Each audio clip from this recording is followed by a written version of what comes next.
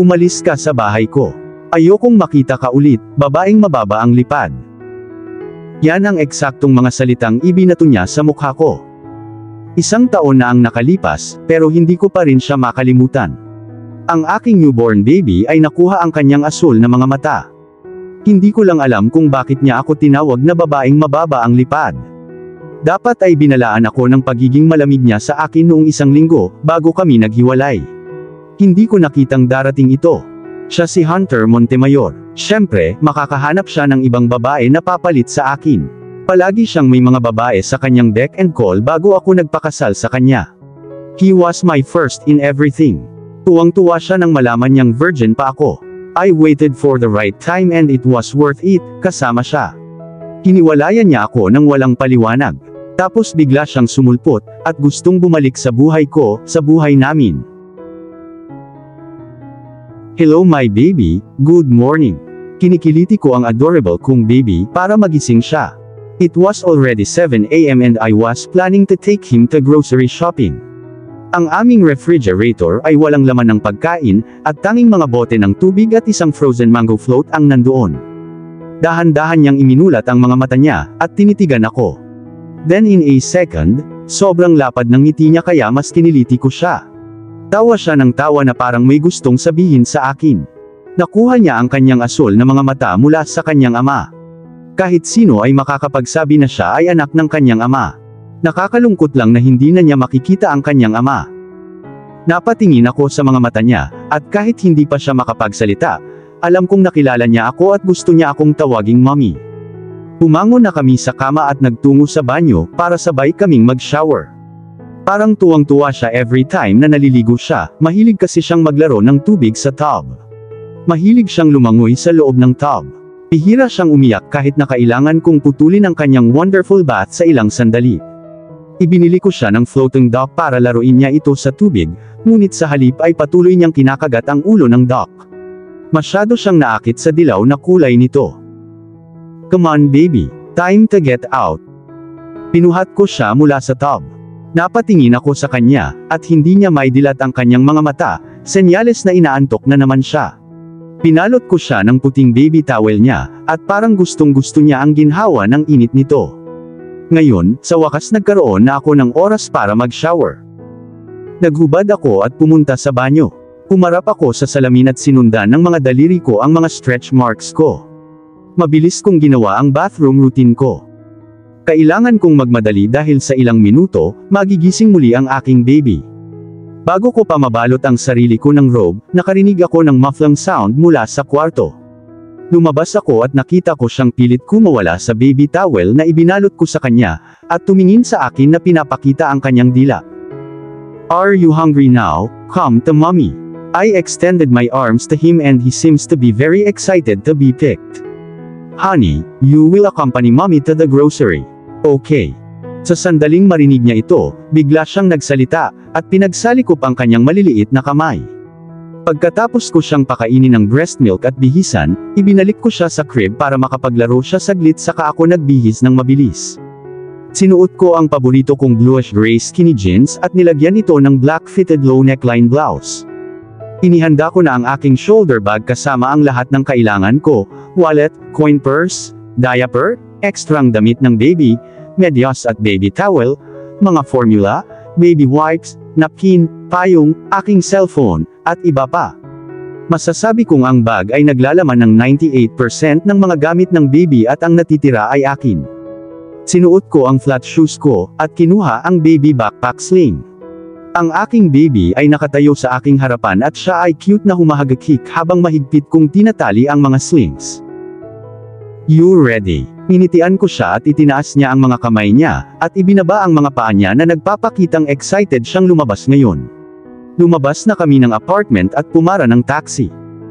Tiyak na isang maaraw na araw at ang mga ulap ay hindi nagbigay ng anumang indikasyon ng posibleng pagbabago ng panahon. Ngunit sa pagbabago ng klima, wala nang makapag-predict sa biglaang pagbabago ng panahon, kaya lagi akong nagdadala ng payong tuwing lalabas kami ng bahay. May kaunting traffic dahil Sabado ngayon. Napatingin ako sa baby ko at parang ang saya-saya niyang pinagmamasdan ang mga dumadaang sasakyan at iba pang sasakyan sa kalsada. Muli siyang bumulong ng mga baby words at patuloy na ipinapalakpak ang kanyang mga paa at kamay. You love cars, don't you? Siya ay katulad niya. Ang kanyang ama ay mahilig mangolekta, mag-remodel, at magmaneho ng mga kotse, karamihan ay mga classic. Lagi niya akong sinasama every time na may cars shows, at kapag gusto niyang magmaneho at ihatid ako palabas ng bayan. Ang pag-alala sa mga alaalang iyon ay labis akong nalungkot. Mahigit 1 taon na ang nakalipas, pero hindi ko pa rin maalis ang mga alaala kasama siya. Lalo na sa tuwing titingin ako sa anak ko, lagi ko siyang nakikita, ang mga mata, ilong, ugali, lahat ng tungkol sa kanya ay minana ng anak ko.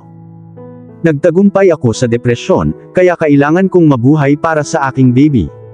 Nang makarating kami sa grocery, hinila ko ang isang cart at ang aking baby ay tumatalon sa excitement. Ngumiti ako sa kanya at nag-beam siya habang pilit inaabot ang mukha ko. Yumuko ako para mapantayan niya ang mukha ko, at hinalikan niya ako sa itaas ng labi ko. I love you baby. At pabulong na sumagot siya. Inipon namin ang lahat ng kailangan namin at inilagay sa cart. Nakipaglaro din siya sa ibang mga customer na sobrang bilib sa kanya. Sobrang gwapo niya, sabi ng isang customer habang nasa milk station kami. Salamat. Ngumiti ako sa kanya habang nilalagay ang mga box sa cart. Nang makarating na kami sa counter, ibinaba ko na ang mga pinamili, at tinignan ng cashier ang anak ko at nag-hello siya.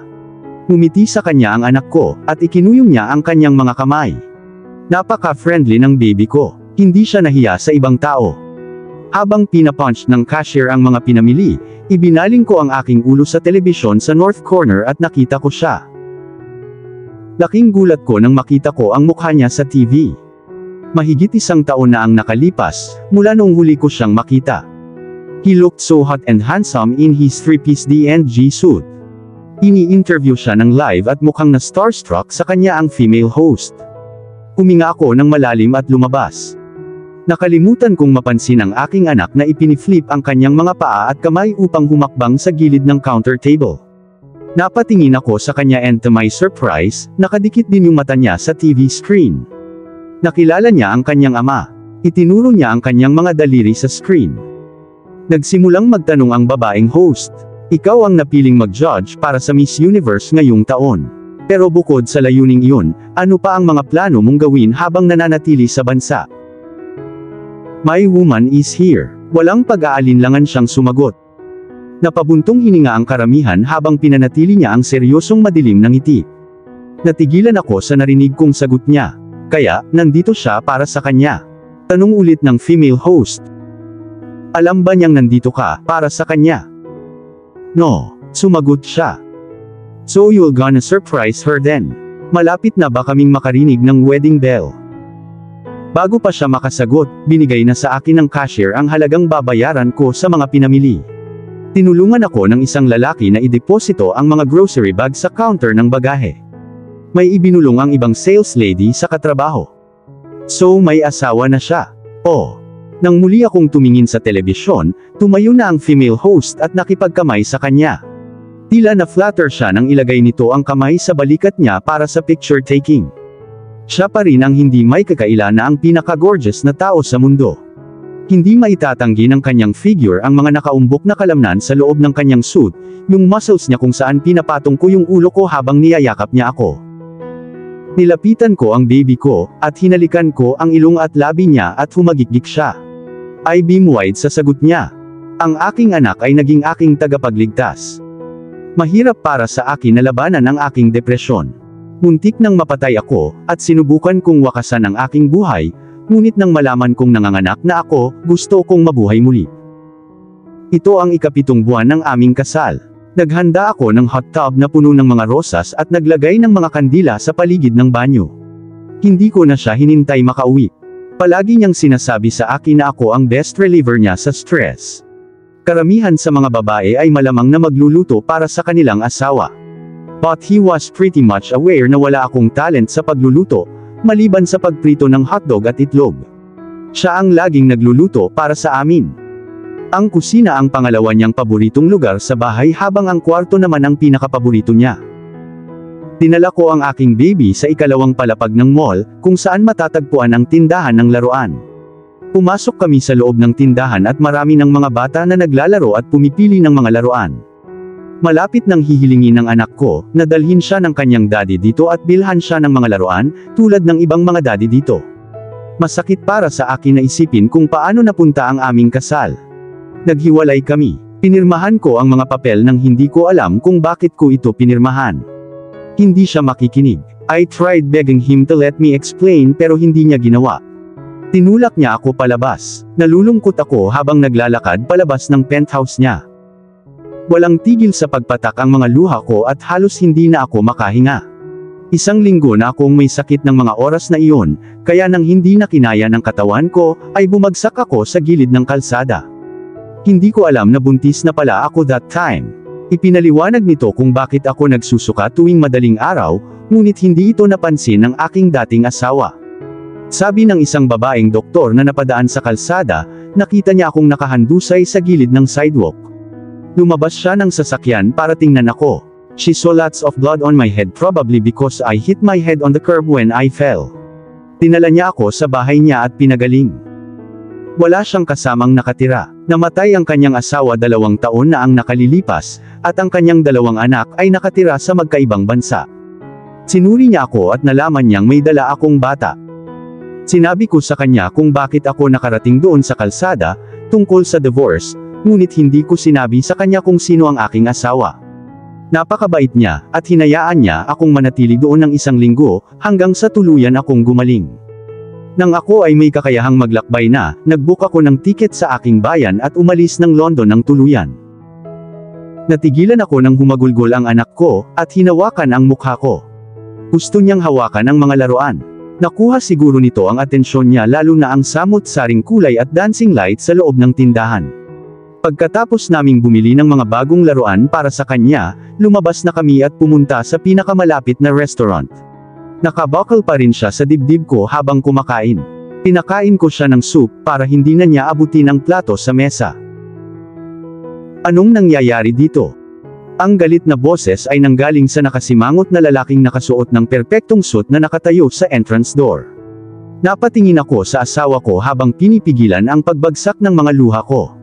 Mabilis siyang humakbang papunta sa akin, at hinila niya ako para mapaupo ako sa kandungan niya.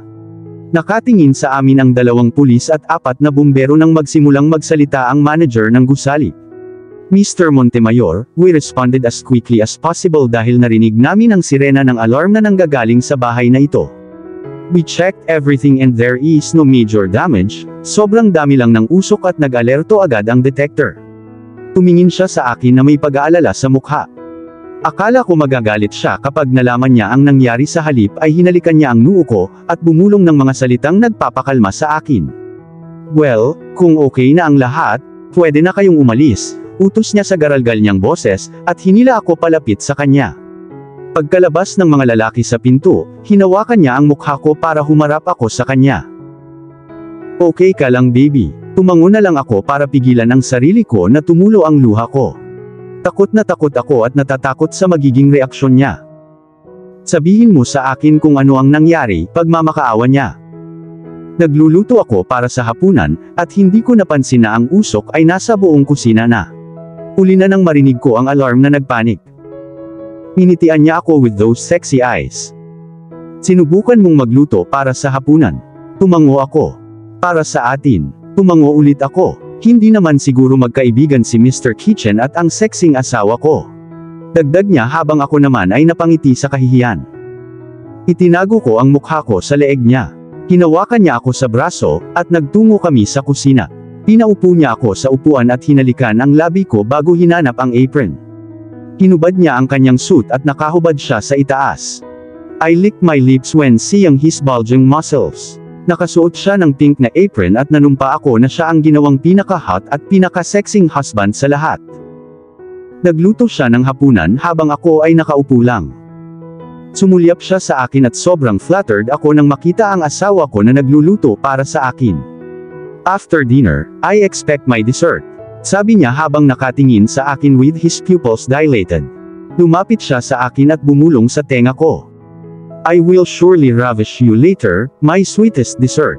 At dinilaan niya ang gilid ng tenga ko kaya napangiti ako. Bigla akong nagising nang maramdaman ko ang malambot na pagdampi sa pisngi ko.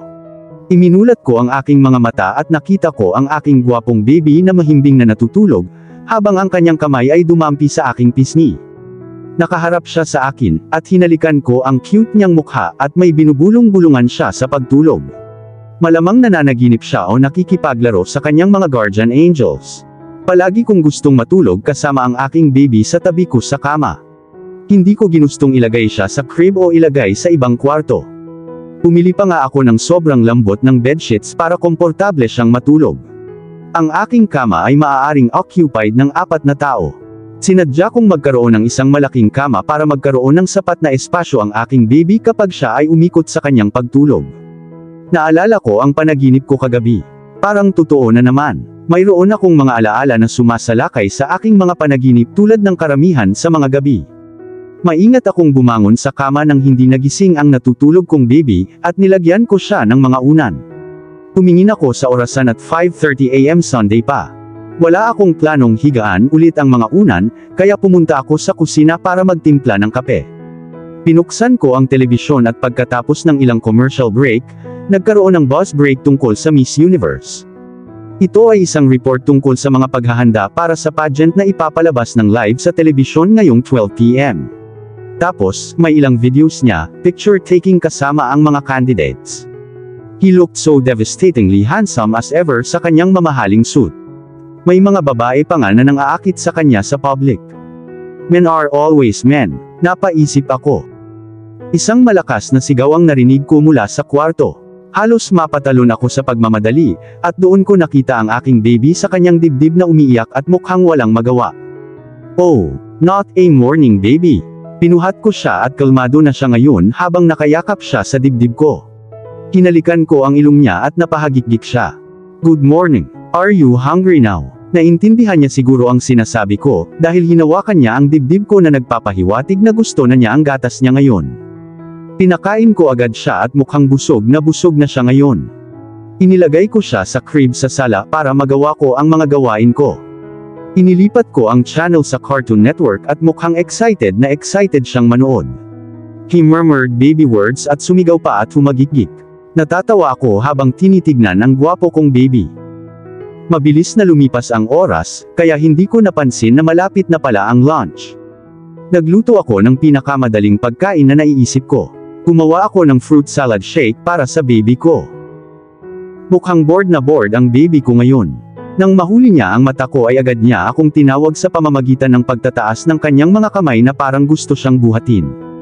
Excited ko siyang binuhat at humagikgik siya habang hinahalikan ko ang tummy niya. Sabay kaming kumakain habang nakaupo siya sa kandungan ko, at muli lagi niyang sinusubukang abutin ang plato sa mesa at nakasimangot kapag nabigo siya. Pagkatapos ilagay ang mga pinagkainan sa lababo, bumalik kami sa sala para magkayakap kami habang pinapatulog siya sa hapon. Inilipat ko ang mga channel para maghanap ng mas kawili-wiling palabas nang hindi ko namamalayang napili ko ang channel na nagpalabas ng pageant. Nanunood ako ng palabas. Sa likod ng aking isip ay gusto kong baguhin ang channel, ngunit hindi ko magawa. Ang mga kandidata ay pawang magaganda at glamorous sa kanilang mga gown. Tiyak na ang mga lalaki, may asawa o hindi kasal, ay pinagpapantasyahan na ang mga babae sa entablado, malamang kasama siya. Dumating ang final round at ang bowl ay gumulong para sa mga candidates upang piliin ang judge na magbibigay sa kanila ng mga tanong. 5 babae ang natitira ngayon, at lahat sila ay kapansin-pansing magaganda. Turn ni Miss Venezuela at ang napili niyang judge ay walang iba kundi si Hunter Montemayor. Naging wild ang mga tao at halatang namumula si Miss Venezuela nang marinig ang mga cheers. Iniisip ko kung namumula siya dahil sa cheers, o dahil pinili niya si Hunter Montemayor. Good morning. Ang kanyang madilim at mapang-akit na boses ay umalingaw-ngaw sa paligid ng arena na nagpakilig sa mga candidates sa excitement. If you are divorced or annulled by wrong reasons, and he wants you back, will you accept him again, or not? Literal na nabigla ako sa tanong niya. Ano ang sinusubukan niyang ipahiwatig? Kinuha ni Miss Venezuela ang mic para sumagot. I will probably accept him back. But he has to know that things can never, and will never be the same again. At dito na po, nagtatapos ang part 1 ng ating kwento. Sabay-sabay po nating abangan ang susunod na kabanata. Maraming salamat po. God bless and stay safe.